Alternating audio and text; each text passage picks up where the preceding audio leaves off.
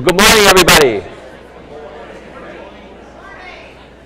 All right, we'll get organized here. Good morning, everyone. All right, great to see everybody. Always exciting to start a new academic year with the fall semester. Although, as you know, we go year-round and classes have been ongoing during the Summer B term, which officially starts our new academic and fiscal year. But it's tradition in higher education that the fall semester is a time for all of us to get back together and to celebrate the great work that we're able to do every day. The opportunity for us to transform the lives of young people as well as adults who are looking to us for an educational opportunity to help them achieve their personal and professional goals. So we just want to spend a little bit of time together this morning in what we traditionally call our opening session. We do this at the start of each fall semester as well as the start of each spring semester. And the start of a school year kind of reminds me of a story. Early one morning, a mother goes to wake up her son, and she says, "Wake up, son, it's time to go to school." And he keeps his head in his pillow and says, "But why, Mom? I don't want to go." And the mother says, "Give me 2 reasons why you don't want to go to school." And the son replies, "Well, for one, the kids hate me, and second, the teachers hate me too." And the mother said, "That's no reason not to go to school. Come on now and get ready." And the son lifts his head off the pillow and says, "Well, Mom, why don't you give me 2 reasons why I should go to school?" And the mother replies, "Well, for one, you're 52 years old, and for another, you're the department chair." So a little bit of inspiration there that sometimes it doesn't seem like our work is appreciated or our work is not being rewarded, but nonetheless, we know that we really have the rare opportunity that so few people do to touch people's lives every single day, and that's an opportunity that we want to remind ourselves of and make sure that we don't squander that opportunity for the great impact that we can have. So this morning, one of the things that we get to do at the start of each semester is welcome all of our new employees. So we'll have about 40 or 50 people here this morning seated at the front of the auditorium, and we'll call them up individually so we can all get to associate a face with a name, get a sense of who is joining the UC family, and make sure that everybody receives their UC pin that they can display proudly on their lapel or their apparel. I will then talk a little bit about our summer and fall enrollment numbers, give you a little update of where we are as we complete the final week of the Summer B term and how the numbers look for fall. Also do a little bit of recap of some summer projects and some things that we have planned for the fall. Talk a little bit about culture and communications, which is always important to us here at the University of Charleston. And one of the other fun things that we get to do during these opening sessions is recognize teams of people through the Traveling Shell Award and individuals through the Heisman Award who have gone above and beyond in serving the university and serving our students and helping us achieve our goals and accomplish our mission. And then we'll make sure that everybody's in the loop with a couple of welcome back lunches that we have planned. So now we'll go into the welcoming of new employees. We'll do this department by department. We'll start alphabetically, so we'll start with admissions and we'll make our way down through the alphabet. So as we start to announce a department, I'll ask that Executive Vice President, or Dean to join me on the stage. And as we call your name, please come up on the stage. I'd like to shake your hand and give you your welcome pin. So let's start off with admissions. I believe Helen is not able to join us this morning. So Beth, you can grab a pin for her. And next is Eli Watson, who joins us as... Helen's here! Yeah, Helen! Come on up.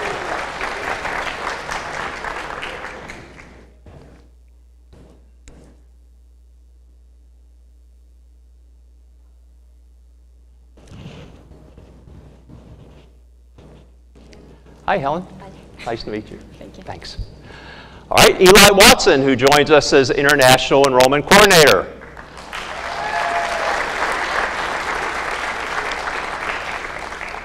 Former UC student, I may add. Yep. Good to see you, Eli. All right, thanks, Beth.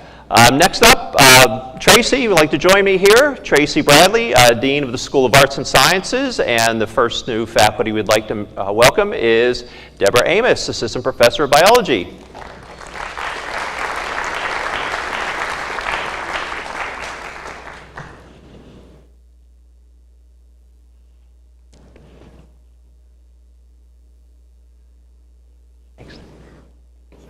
All right, Scott Hurst, Associate Professor of Chemistry. Scott?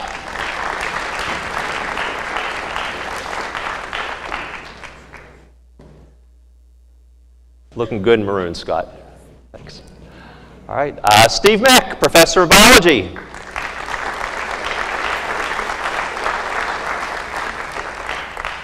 Thanks, Steve. All right, thanks, Tracy. And Dr. Brent Stevens, our Athletic Director, please join me on the stage.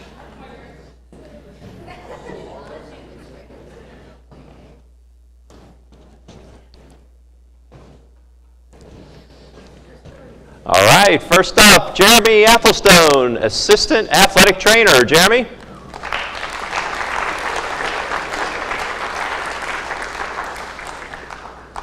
Good to see you. Alex Bassey, Assistant Football Coach.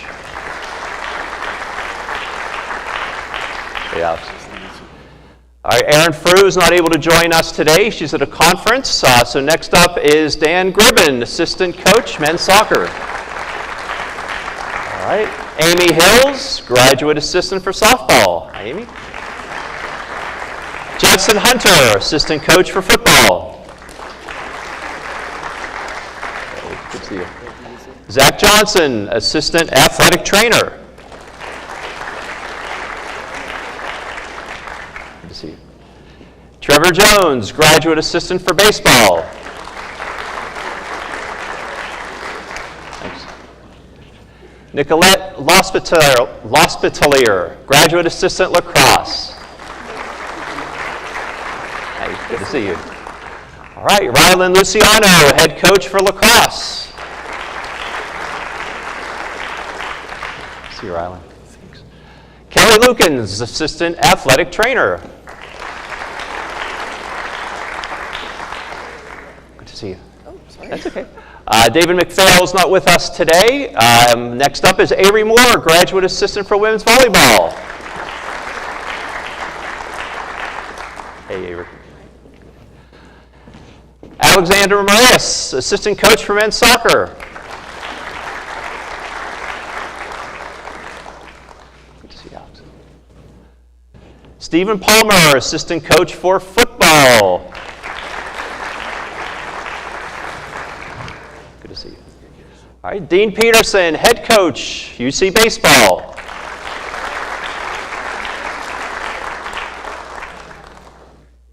Thanks, Dean. Thank you. Okay.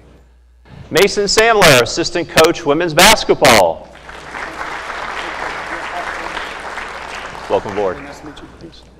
Prinkle Singh, Graduate Assistant, Women's Tennis.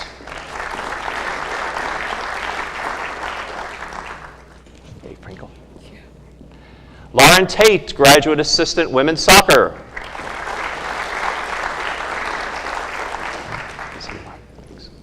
And Karen Tropic, Graduate Assistant Men's and Women's Track, is with Coach Bias and the team in their fall training. Okay, great. Thanks, Brian.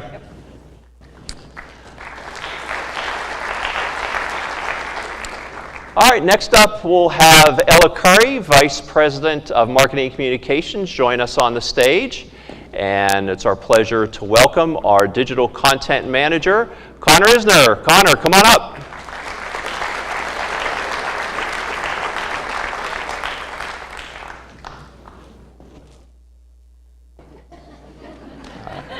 It's a pattern. Good job, Connor. Thanks. Thanks, Ella. All right, next up, Cedric Stone, our new Dean for the School of Business. Come up on the stage.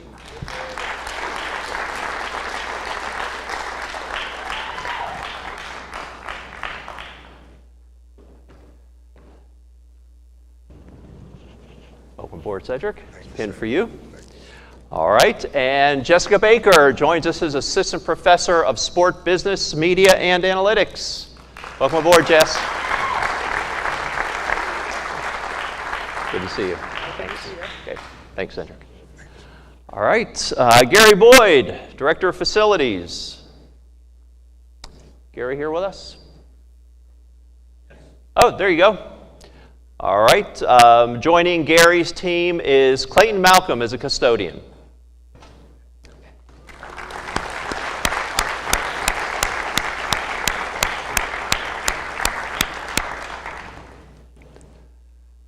Thanks, Gary.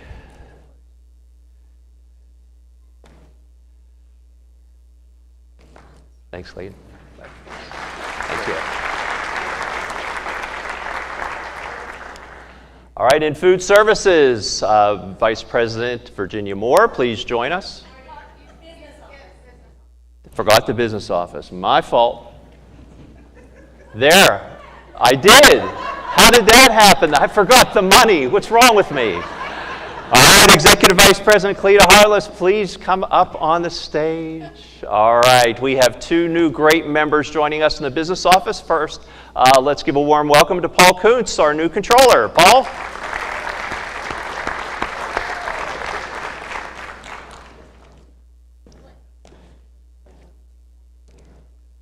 Welcome aboard, Paul. Nice to meet you. Okay. And also joining us is Carol Weaver, data analyst. Carol? Thank you, Carol. Thank you. Thank you. Thank you, Mr. President. Okay.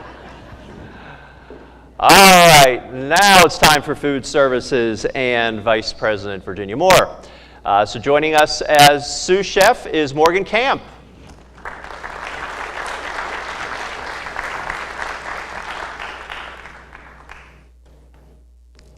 Nice to meet you, Morgan. Thanks.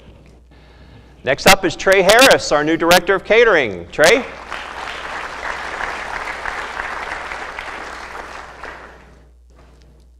Good to see you, Trey. Thanks. All right, Jaden Nunn joins us as a grill cook.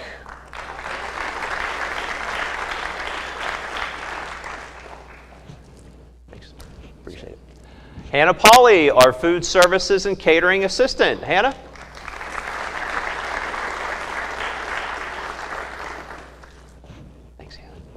And not able to be here today is Blake Reed, who joins us as a prep cook. Thank you. All right, now welcome up on the stage, Dean of the School of Health Sciences, Dr. Mindy Smith.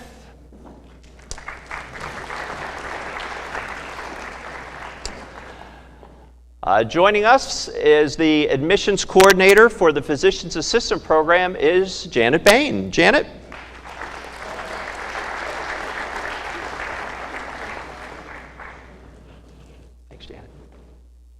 Next up is Brianna Furman joins us, Brianna Furman joins us as Assistant Professor of Nursing. I'm sorry?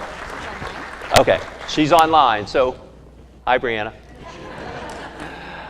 Colleen Kirtley, Assistant Professor Radiologic Science.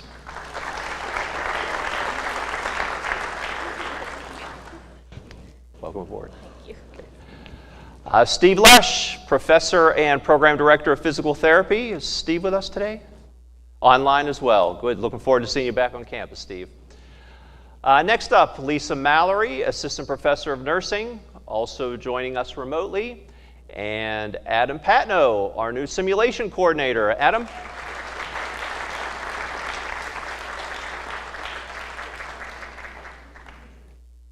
Thanks, Adam.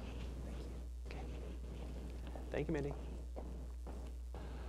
All right, in the Innovation Center and Innovation Hub, let's welcome up Dave Ramsberg, our Executive Director of Innovation.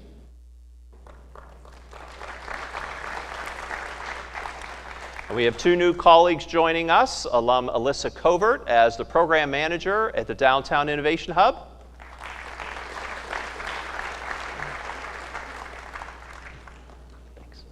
And also an alumnus, Russ Leasmar, Program Director of the Downtown Innovation Hub. Thanks, Russ. Thanks, Dave. All right, we have a new colleague joining us in the library. Is John here today? John is not. Okay, well, I'll be happy to. Is Courtney Danielson with us? Hey, Courtney, come on up.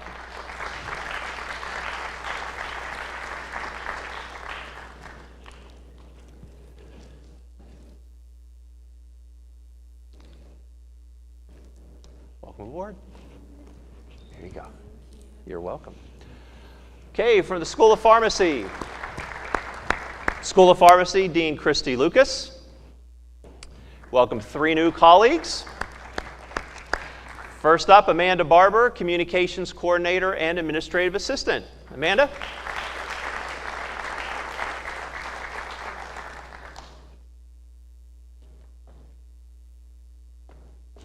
Welcome aboard. Nice to meet you. Okay. Joining us in faculty is Michaela Davis, Assistant Professor.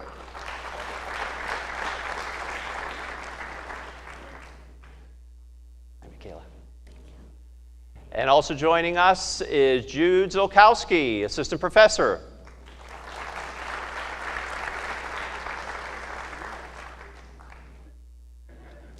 Welcome aboard. Thanks. All right, 2 new colleagues in the Provost office. One is the Provost. Good.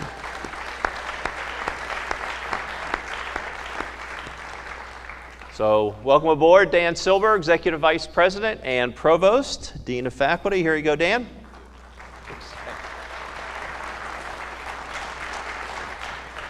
And also joining the Provost's office is Hannah Brown, Administrative Assistant for the Provost's office and the School of Arts and Sciences. Thanks, Hannah. Good. Thanks, Dan. All right, a couple new patrol officers in security. Chief or Cleta, or those folks here with us today? They're working tonight. They're working tonight. So noted. So Kevin Cummings, Dallas McKean, and James Sayre, happy to have them on board, and we'll make sure that they get their pins. And I'll welcome back up Virginia Moore, representing Student Life, and we're pleased to introduce our new band director, Josie Fisher. Josie, come on up.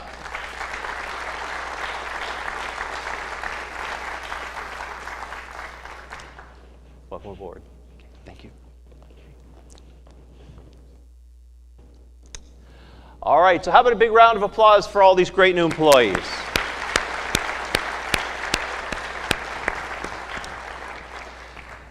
And I think the new employees, you should all stand up. New employees, you should all stand up. There you go. Face the back of the auditorium and clap for the people that gave you a job.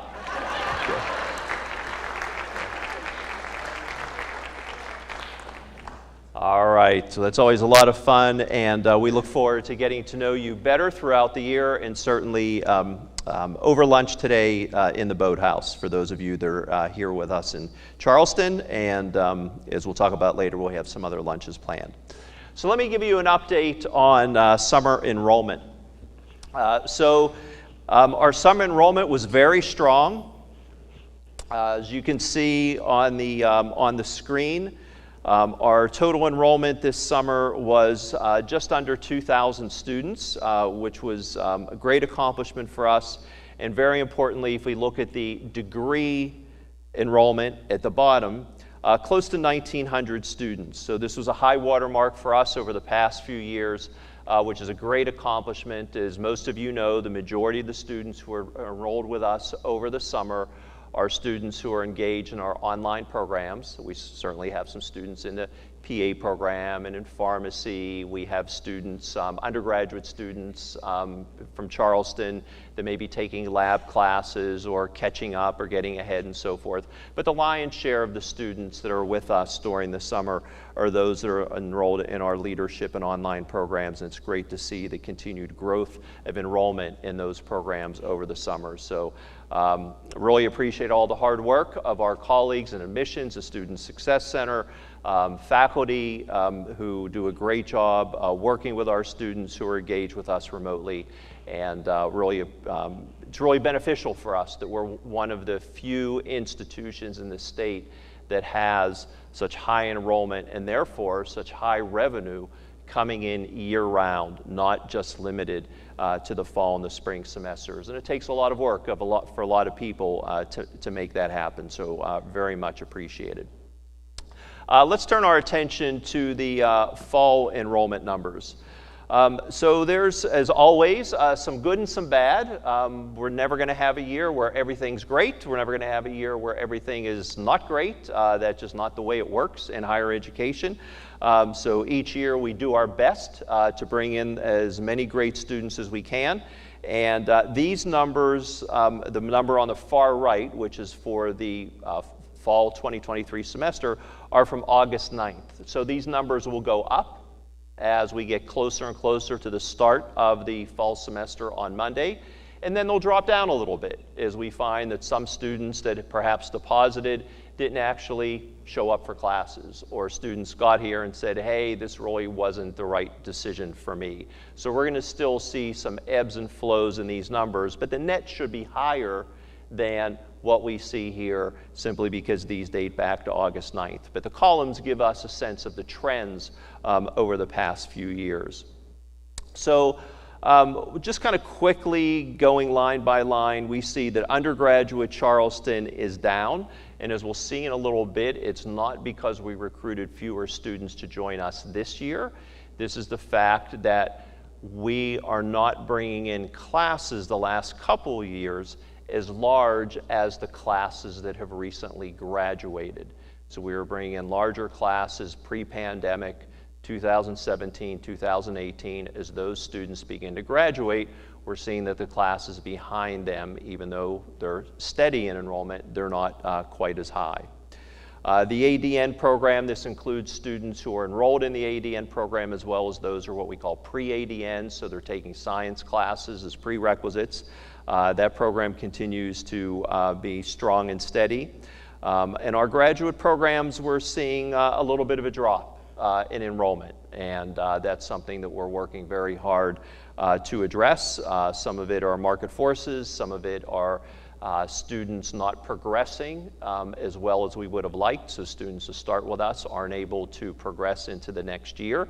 Hopefully we get them back on track and they can jump in with following cohorts. But the graduate programs, we're not seeing as high of enrollment as we would like. Beckley continues to perform very well. We continue to see some steady increase in enrollment. ADN in Beckley has been very strong for quite a while, and I apologize, ADN is associate degree in nursing. But the last 2 years, we've also seen some nice enrollment increases in the other two programs that we offer in Beckley, the associate degree in occupational therapy assistant and the associate of radiology technology.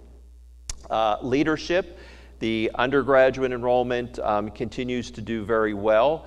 Not quite as high as we were this time last year, but higher than the previous years.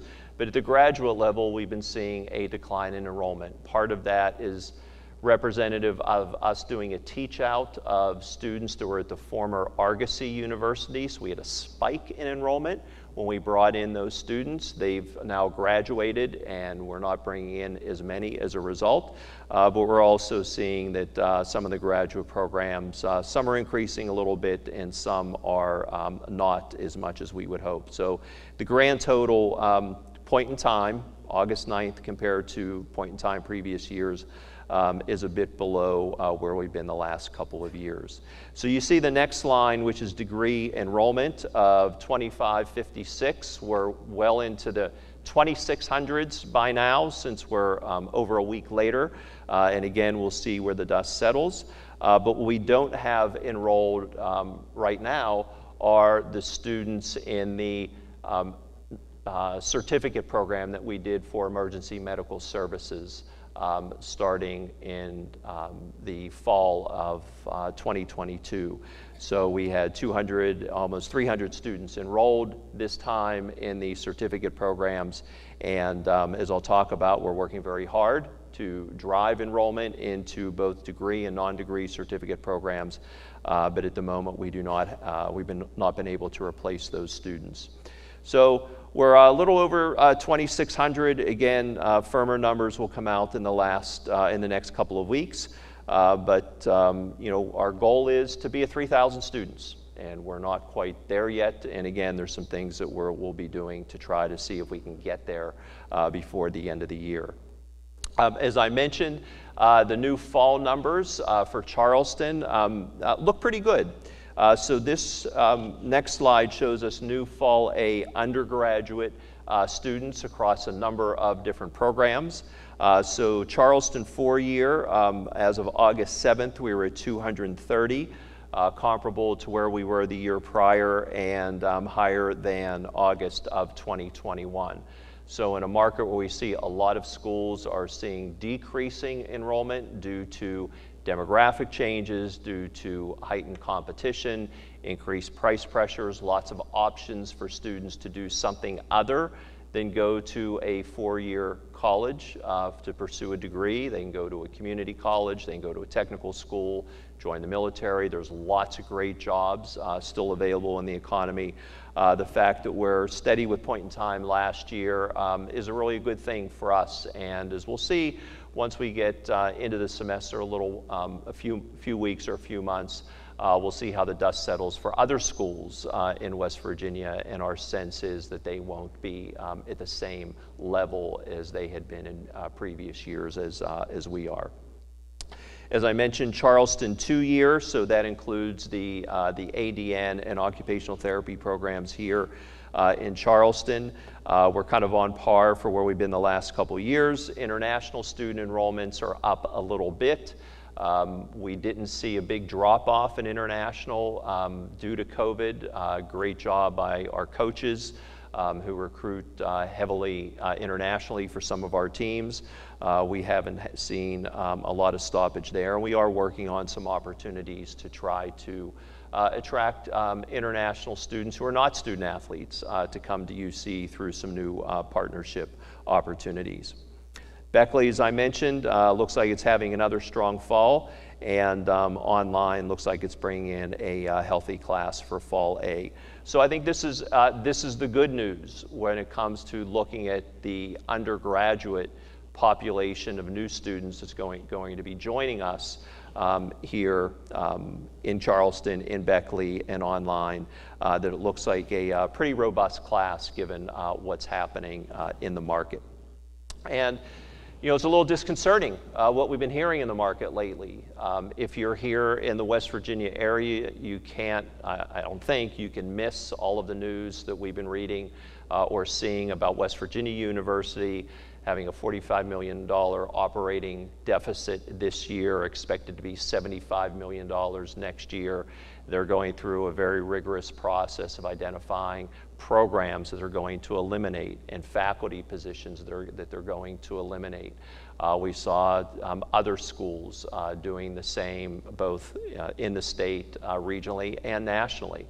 And then, of course, Alderson Broaddus University having to close its doors completely because it just didn't have a financially sustainable path forward to keep the institution going, just had too much debt relative to the potential revenue that they'd be able to bring in. So these are challenging times in higher education.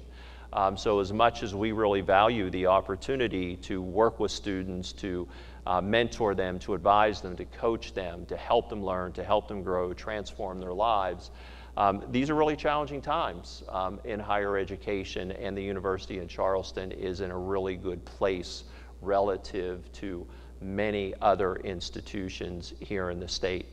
And the simple reality is, in my opinion, if we look at the demographic changes, we have fewer and fewer students who are graduating from high school each year nationwide. We have a declining population here in West Virginia and throughout the Northeast and the Midwest. So we're really facing a situation where our serviceable market is declining.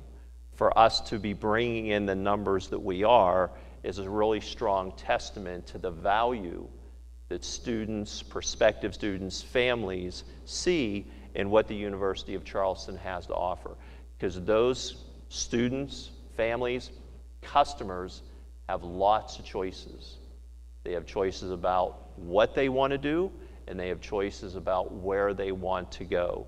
And we're working very hard to be innovative and creative and put our best foot forward with compelling messages for why those individuals who are deciding that an education, pursuing a degree, is the right next step for them, why they should come to the University of Charleston. But it's going to be an ongoing challenge for us.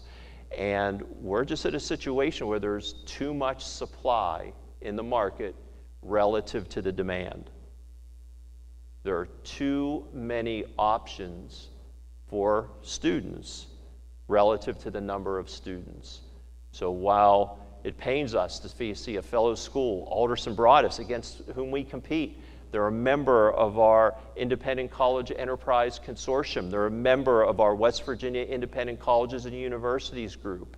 They've been a valued partner for us for many, many decades. So our heart goes out to their students, our heart goes out to their faculty, to their staff. The reality is all schools in the state, in my opinion, are really going to continue to struggle until we see more schools exit the marketplace. And that will then drive the students to the schools that remain and help us increase our enrollment to more financially sustainable levels. And it's going to be a challenge for the state legislature to take that on. It's a very, very difficult decision for the Higher Education Policy Commission to decide to revoke the authorization to grant degrees from a university like they did for Alderson Broaddus. It's going to have a very material negative impact on the town of Philippi. And we hate that for the folks who are there. We saw what happened when West Virginia Tech left Montgomery. The town has never been the same. But the reality is either we're all going to face that slower, steady decline, or some are going to face a more rapid decline for the others to be more sustainable. And I think that's going to be an ongoing challenge for the governor or the next governor and the legislature moving forward. So let me just kind of wrap up where we are for the fall with a housing update. So we're pretty close to where we were last year in terms of the number of students who will be occupying beds in our 4 residence halls. So our projection right now is for 665 students. We're at 675 last year, so it put us about 94% occupancy. We usually shoot for 96, 97, 98% occupancy. So we're still working to bring students in and hopefully get that number up a little bit higher. So what are some additional things that we're working on to try to drive enrollment and revenue for the fall and for the entire academic and fiscal year? Well, I mentioned Alderson Broaddus University. So around 600 students were notified a couple of weeks ago that they were no longer going to be able to do what they thought they were going to do, which was roll onto campus in Philippi, West Virginia, and attend classes at AB. So we've done what we can to reach out to those students to make them aware of the great academic opportunities and athletic and co-curricular, extracurricular opportunities here at the University of Charleston. Our coaches have been trying to work with the former coaches at AB. Beth's been trying to work with the former admissions folks at AB, so on and so forth. And we've had a few students who have decided to join us here. I think the bigger push is being seen by Davis and Elkins and West Virginia Wesleyan. They're a lot closer geographic proximity to AB. But in reality, Philippi's a small town. There aren't a lot of students from Philippi to begin with. So my hunch is that the majority of the AB students during at least this transition time will most likely be, if they're matriculating this fall, will be matriculating in an institution closer to their home as they navigate through this transition. But nonetheless, we do have some former Alderson Broaddus students who have already registered for classes, and we look forward to them joining us. The big area where we hope to bring in a group of Alderson Broaddus students is the physician assistant program. So there were only 5 schools in the state that offered PA programs. AB was one, University of Charleston, and then 3 public schools. West Liberty, which is in the northern part of the state near Wheeling, West Virginia, WVU in Morgantown, and Marshall in Huntington. Well, WVU and Marshall's programs are relatively new. They're on what's called provisional accreditation, so they cannot add additional students to their classes. The specialized accrediting body, CAPTE, C-A-P-T-E, will not give them permission to do so. So we're working with CAPTE to try to get authorization to bring in up to 21 new PA students who will be in their first year, what's called didactic or classroom training, and up to 21 students who will be in their second year doing clinical rotations. The only other school where they really can attend in that type of a transfer situation would be West Liberty University, because they have a longer standing program. They're fully accredited. They don't have that provisional accreditation status. Our understanding is that West Liberty is only interested in taking the clinical or the second year students, and probably the students who are interested in doing clinical rotations in the northern part of the state. So we think our chances are pretty good of bringing in a good group of first year as well as second year PA students, and that would give us a nice lift to our enrollment numbers. And we expect that a number of those students, especially on such short notice, are going to need housing. So that'll be another opportunity for us to get more students into the residence halls. Teresa Preston, our PA program director, Jeanette, who you met earlier this morning, the EVPs, Mindy Smith, and myself have been working very hard to try to get everything we can in place to hopefully transition the Alderson Broaddus PA students here to UC. But certainly within your social, your professional, your family networks, if you're aware of any students who were attending Alderson Broaddus University, please encourage them to contact us. We would welcome the opportunity to see if we can help them stay on their path to achieve their educational and career development goals. I also mentioned certificate programs. We had great success last year partnering with the state of West Virginia to offer a leadership certificate program to emergency medical services personnel throughout the state of West Virginia. We had over 300 students enrolled at the start, and I think we had close to 250 who completed a 5-course, 15 credit hour certificate program. John Barnett and I have been working very hard with the governor's office, state legislature, EMS departments throughout the various counties in the state to see if we can continue with that program. We've also designed a similar leadership program for correction and law enforcement officers. You may have seen in the recent legislative session, a lot of money was allocated, millions of dollars, to increase salaries for correction officers to help attract people to work in our prisons and other facilities. We're also trying to convince decision makers that it's one thing to hire people, but you need to invest in them with professional development, and that's what the University of Charleston is so good at. So we're hoping to be able to attract some certificate enrollment there. And then we've also, we'll be starting a program, a kind of leadership program for municipal leaders, partnering with the West Virginia Municipal League. So not all of these are degree-related programs. They may be programs that individuals participate in. It doesn't earn them credit hours, but they can earn valuable knowledge, which can help them in their jobs, help them advance their careers, and that brings revenue into the university. So John and I and many others are continuing to work on those opportunities, and hope to see some dividends from those efforts, which have been ongoing for quite a while.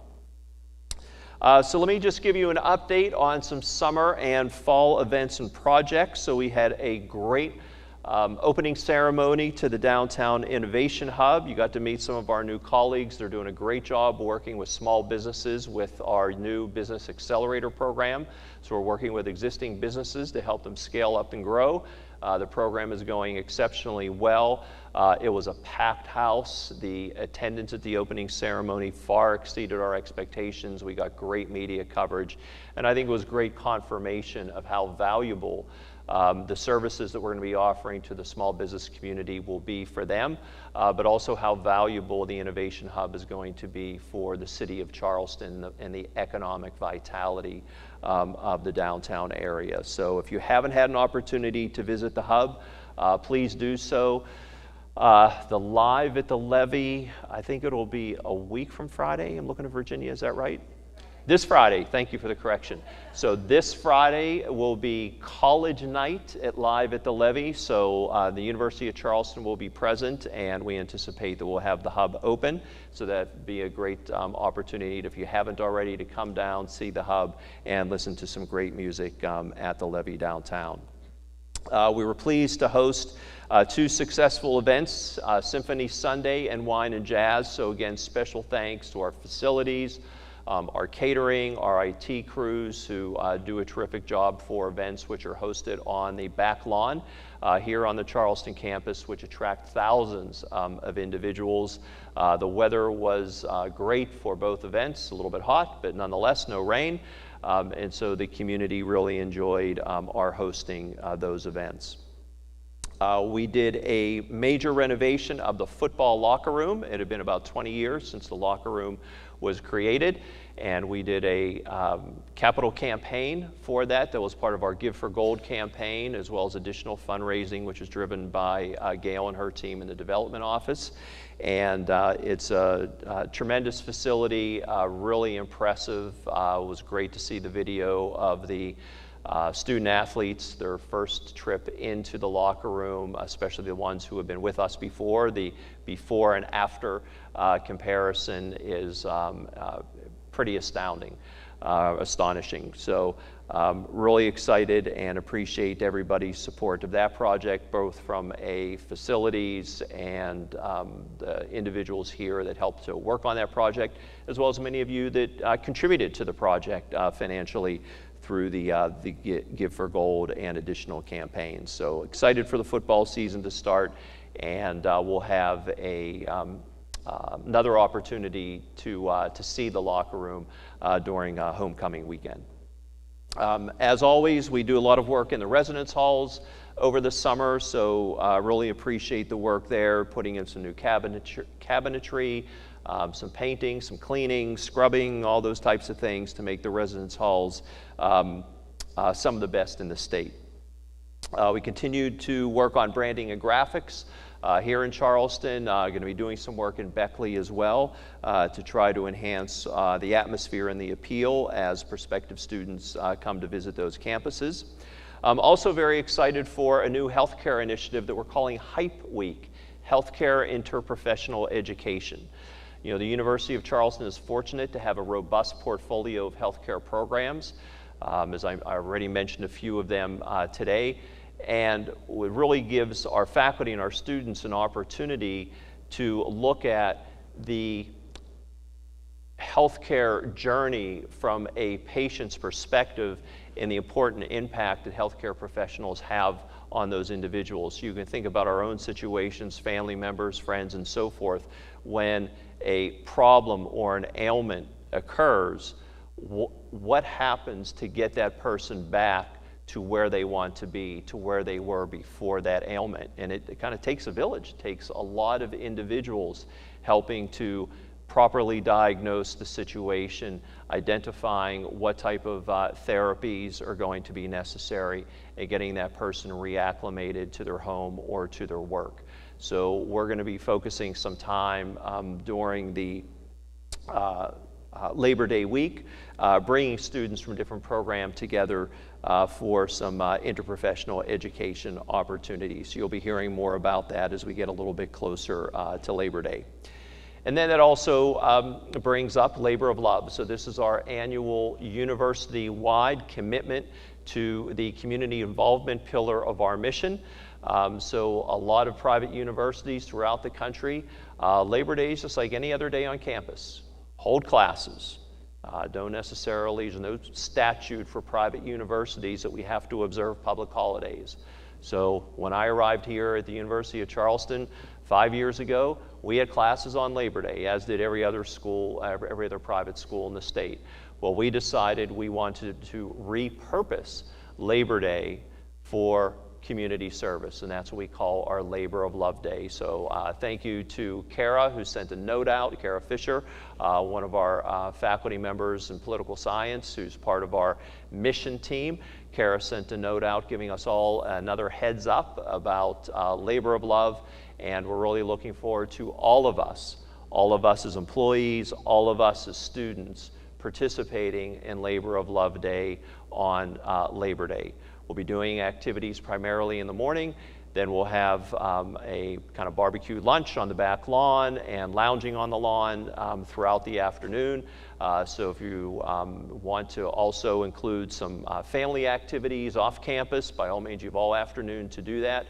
But in the morning, we would like you to be participating in our commitment to community service through a lot of great projects that'll be throughout Charleston and the Kanawha Valley, as well as opportunities to do service work here on campus or simply help out, as there's a lot of logistical moving parts in making this a successful day. So you'll be hearing more from Brent Stevens, Virginia Moore, Gail Carter, other members of the team that's heading up Labor of Love Day, as well as Kara and Hallie and others.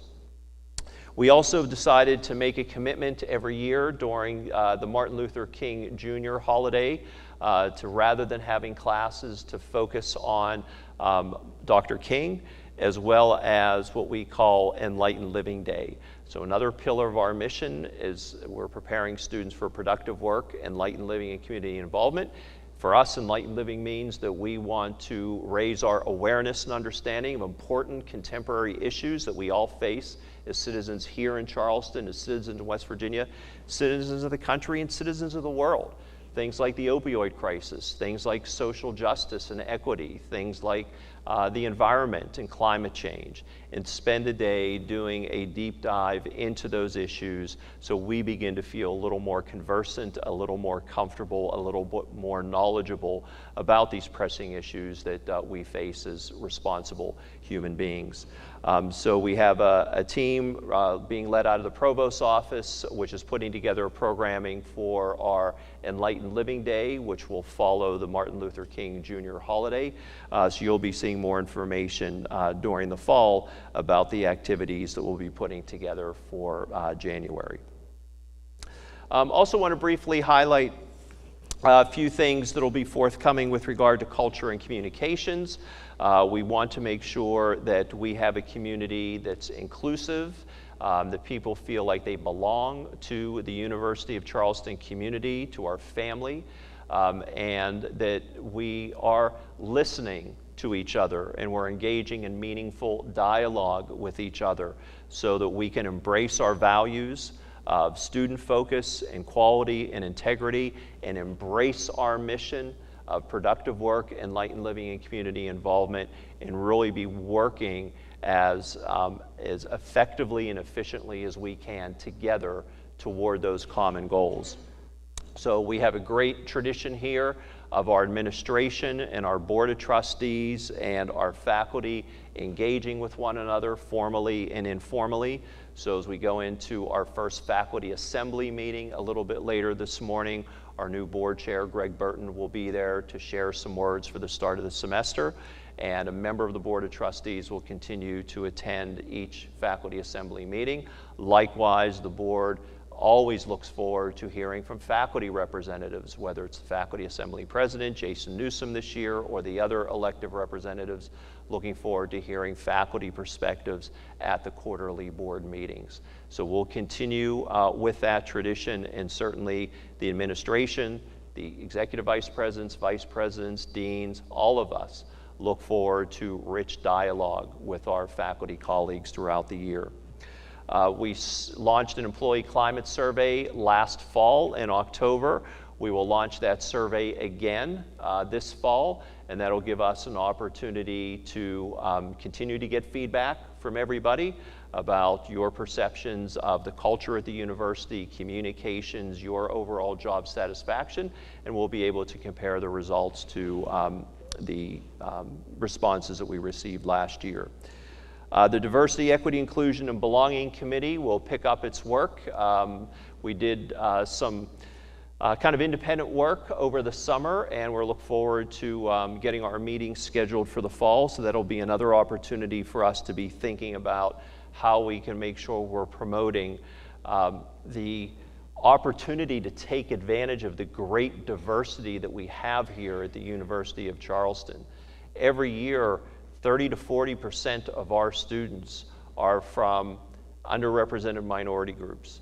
They are from first generation of their families to attend college. They're from low-income households. We have a very, very diverse student population here at UC, and we want to make sure that we have processes in place for everybody to have the opportunities to be successful as students here at UC, and for all of our students and all of our employees to feel like this is an inclusive community and they have a strong sense of belonging. So we'll continue to focus on those issues throughout this year.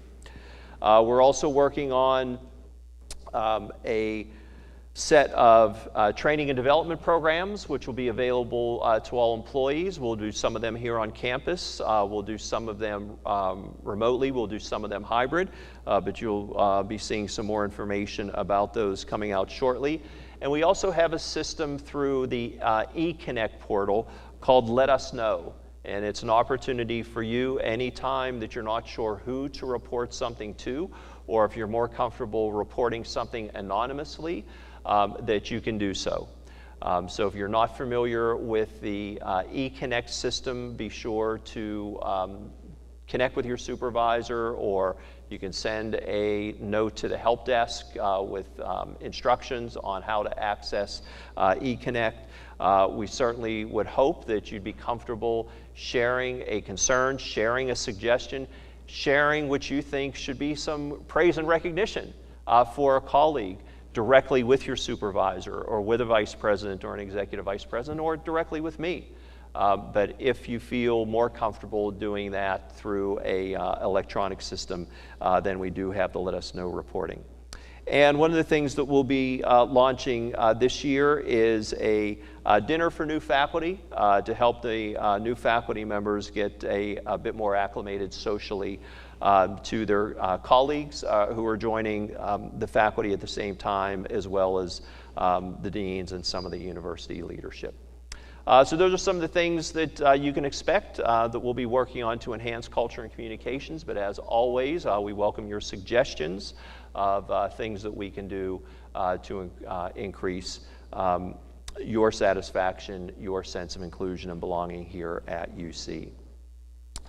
Okay, let me stop there and see if there's any questions before we jump into our next topic. So any questions on where we are with enrollment, where we are with the state of higher education, where we are with culture and communications on campus? Anybody? Okay. All right.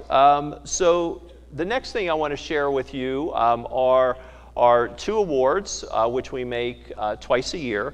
The Traveling Shell Award to recognize a group of individuals who have gone above and beyond, and sometimes this is a department, sometimes it's a group across departments who have come together to really accomplish something very impressive, and the Heisman Award to recognize an individual who's gone above and beyond. So as we can see, the last couple of awards, making our way up for the Traveling Shell during the height of COVID, the athletic trainers just did a phenomenal job helping us with the requisite testing, which we needed to do not only for athletics, but university-wide.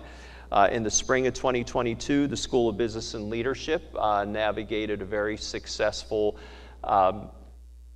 specialized accreditation and earned ACBSP accreditation, so we wanted to recognize the great work of many colleagues there.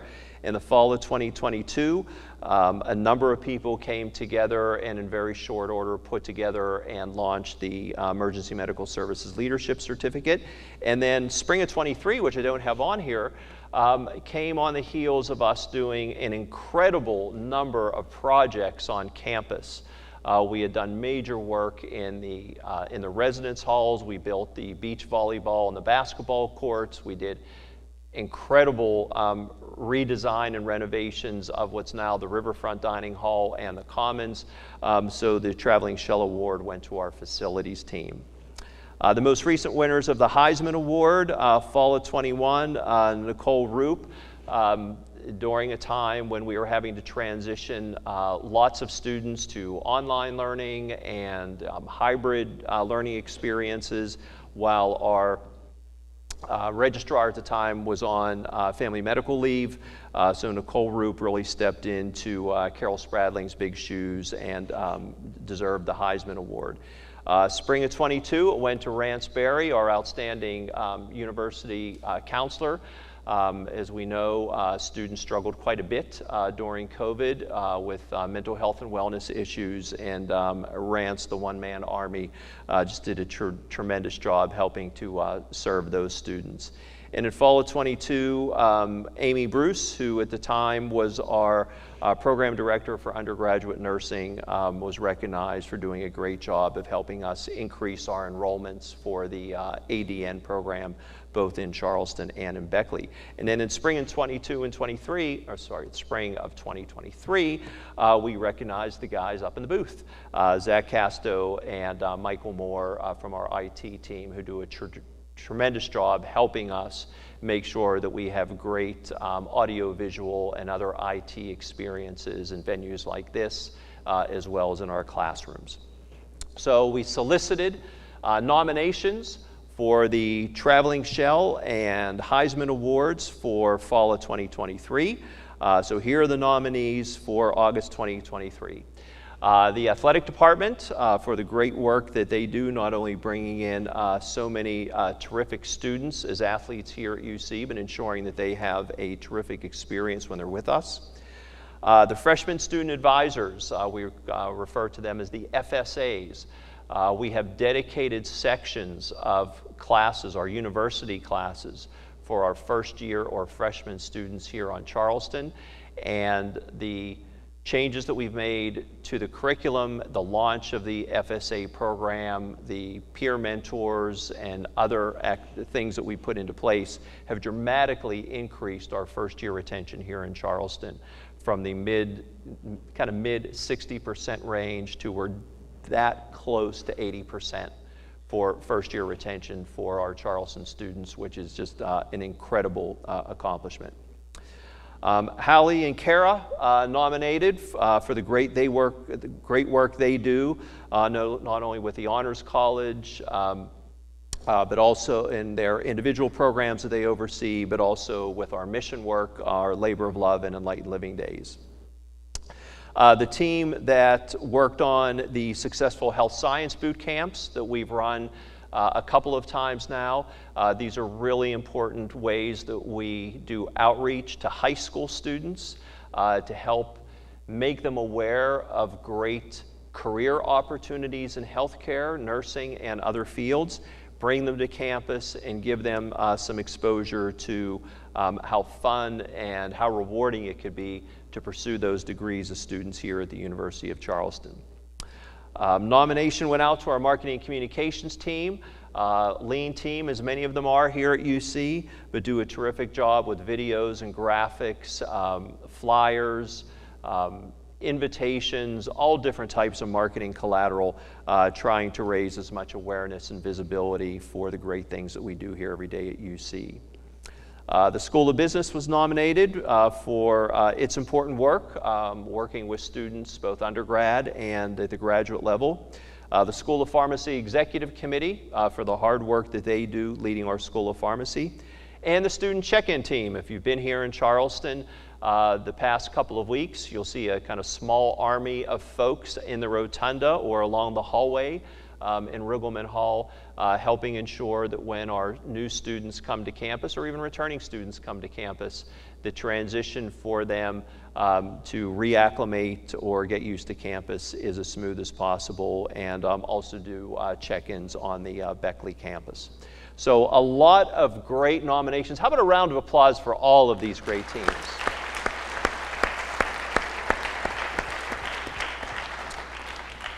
All right, so unfortunately we can only have one winner, so I'm going to announce it and ask these individuals to come up on the stage to receive the Traveling Shell Award. And these will be our FSAs, our Freshman Student Advisors.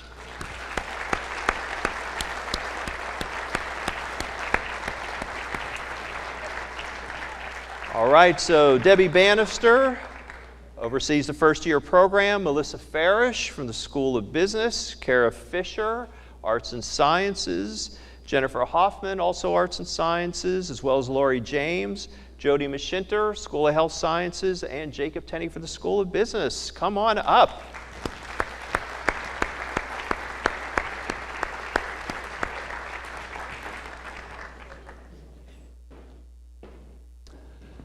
All right, Debbie, I'll let you hold the traveling shell. Come on in, everybody.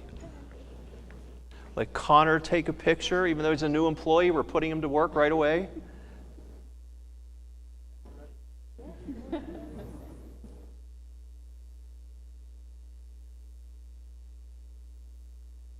Great, thanks, Connor. Thank you, everybody.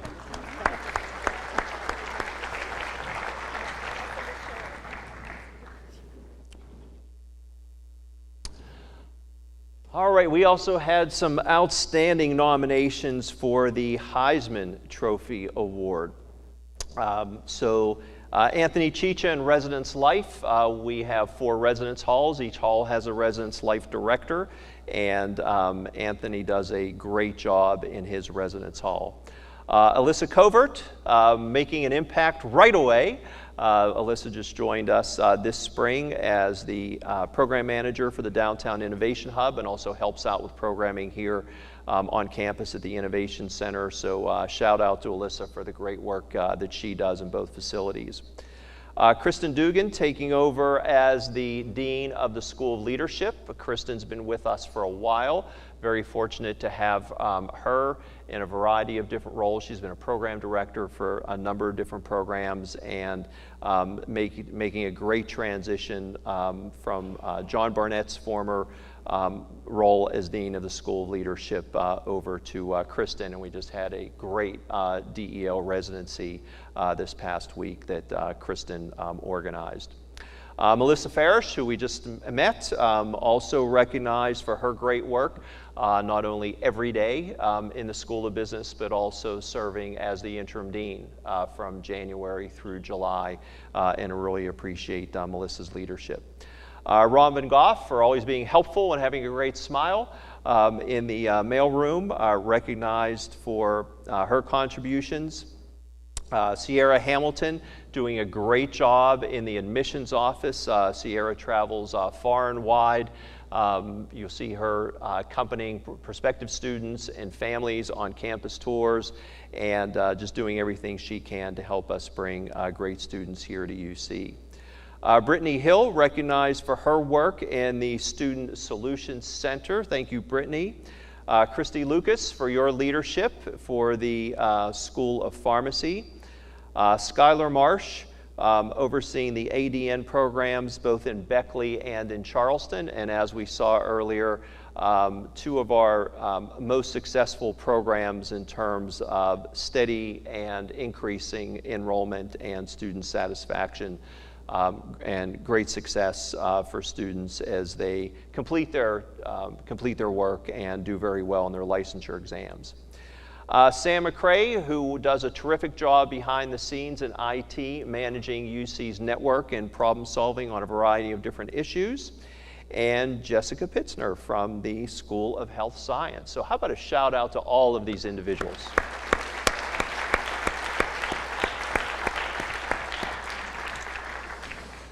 All right, and the Heisman Trophy Award winner for August 23 goes to Skylar Marsh for the ADN program.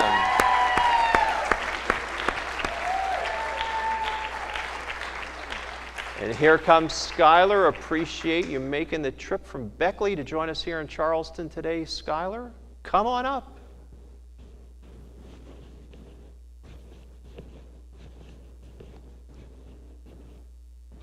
Got to make sure you have a full tank of gas because this guy's heavy. Your gas mileage is going to go down. There you go. Great job, Skylar. I'll give it to you. All right.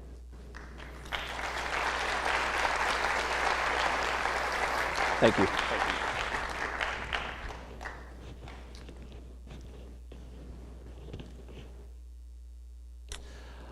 All right, as I mentioned, we have a couple of welcome back lunches. So today at 11:30 to 1 o'clock, we hope that all of you that are here in Charleston will join us in the boathouse. It looks like the weather's going to be great. It'll be a nice opportunity for us to socialize and talk about all the great plans that we have in our different areas for the fall semester and the year.